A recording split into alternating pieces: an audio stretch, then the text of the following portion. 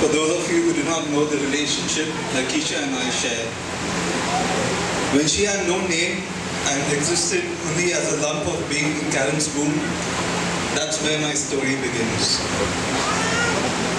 I usually like to have a part of my day which I spend in transcendental meditation, induced by rhythmic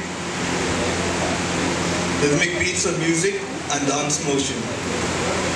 Karen was sitting on the sofa and I was traveling in my head to the music, lost to be woken up by Karen's excited voice.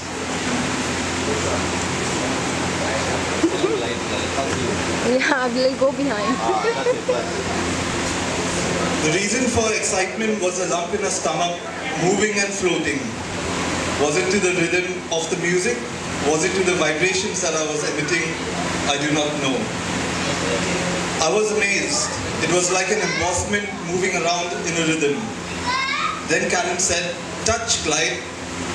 There was a moment where I was wondering if she couldn't realize that the baby's motions were so prominent that I did not need to touch her tummy to feel them.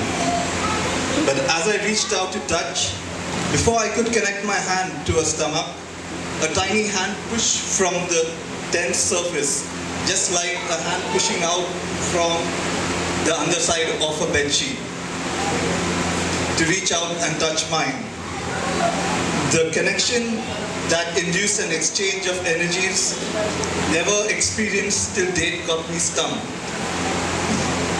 I was sitting on the floor, left to think how a life that supposedly would know nothing about living would do and understand more than you and I would perceive of this reality. From that day, Keisha and I have had this bond where we could be masters and puppets of each other's attentions to bring a smile to our faces. Ashley and Karen, I do hope you learn as much from your child as you would like her to learn from this life. Over the years, society's so-called education will consume and condition her mind until she is just another part of a well-oiled machine, with barriers built around her of race, color, and creed.